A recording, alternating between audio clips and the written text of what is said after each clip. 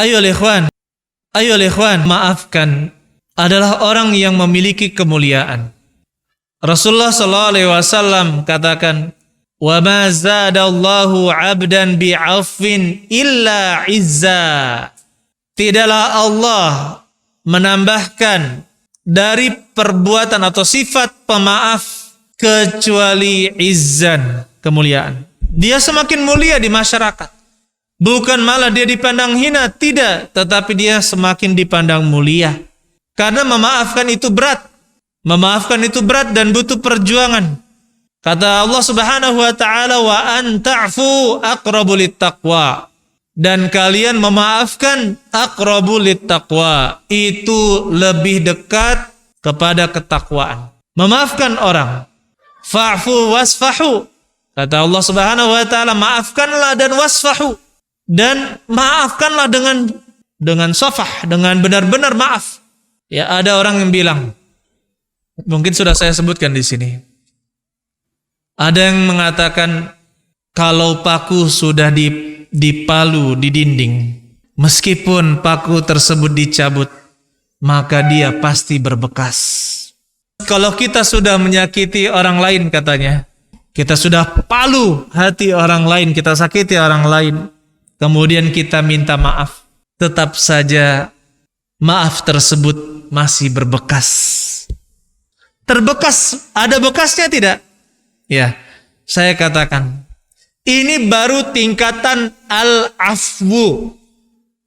Belum tingkatan yang kedua, as-safah. Tingkatan as-safah, bekas palu tadi dia ambil semen putih atau semen, dia plester lagi. Dia pelamir lagi, dia cat ulang. Tidak ada bekasnya sama sekali. Dia maafkan di dunia dan juga dia tidak akan nuntut di akhirat.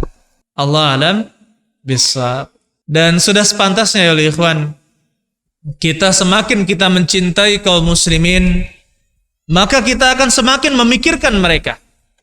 Dan tidak ada orang yang paling memikirkan keadaan kaum muslimin, bahkan keadaan manusia, kecuali para ulama. Sekarang ini, karena siapa? Karena para nabi sudah tidak ada. Pewaris mereka adalah para ulama. Bukan hanya memikirkan kaum muslimin, orang-orang kafir juga dipikirkan bagaimana agar bisa mendapatkan hidayah.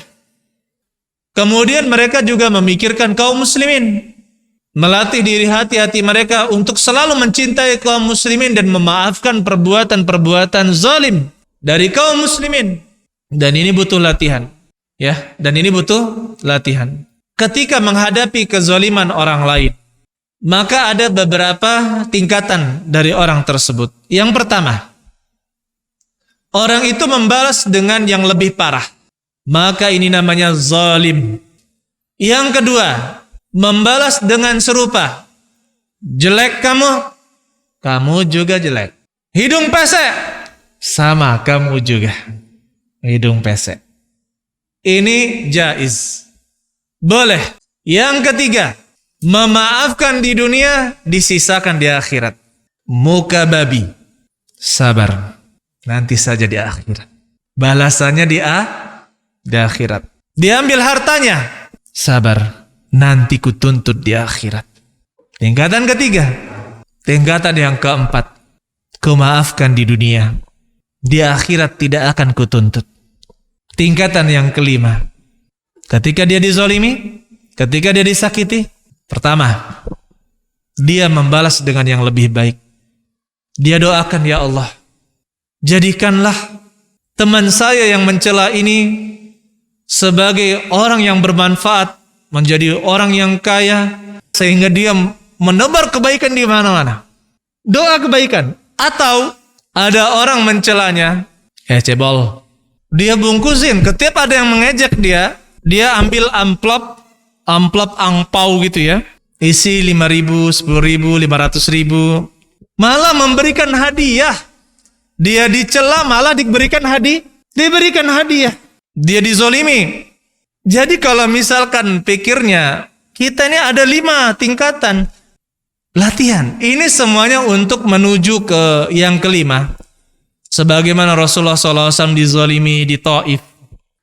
Penduduk Taif itu melukai Nabi, mencerca Nabi SAW, melempar batu dan menyakiti Nabi SAW. Datang malaikat gunung.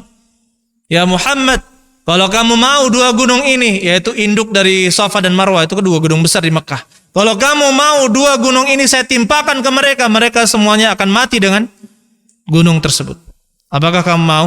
Ini malaikat gunung.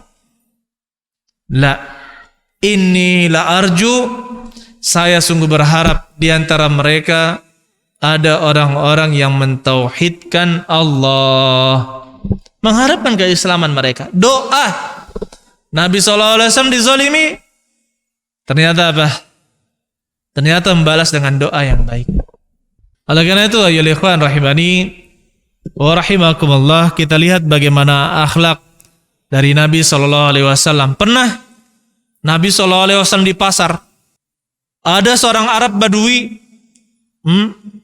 mencekik Nabi SAW sampai perawi hadis mengatakan berbekas di leher beliau.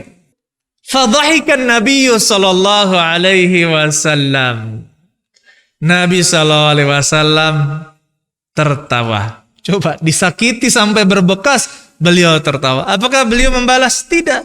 Karena dia tahu inilah watak orang-orang pedusunan, orang-orang pedalaman yang kurang adab, kasar, tidak tahu siapa gitu. Dan dia juga butuh dakwah, baru juga masuk Islam, butuh perhatian. Ditarik. Berikan saya harta yang dititipkan kepadamu. Tersenyum Nabi. Sudah mau minta harta itu harusnya gimana? Ya Nabi, minta harta ya, gini. Kan baik-baik gitu ya. Ini enggak, nyekek pakai kain. Kemudian keluarkan harta untuk dia. Bagaimana di sini maafnya Nabi Sallallahu Alaihi Wasallam? Keseharian beliau menjadi contoh bagi kita, ya ikhwan. Ketahuilah, wala taj'al fi qulubina ghillan lil ladzina amanu. Jangan sampai ada kebencian, ada kedengkian, keinginan buruk kepada orang-orang yang beriman. Dan ini butuh latihan. Kita butuh untuk latihan sehingga bisa mencapai tingkatan yang kelima dari orang-orang yang dizalimi. Oleh karena itu, ya ikhwan, orang yang memaafkan, ya, bukan malah dia menjadi orang yang hina, tetapi justru Allah Subhanahu wa taala akan mengangkat derajatnya.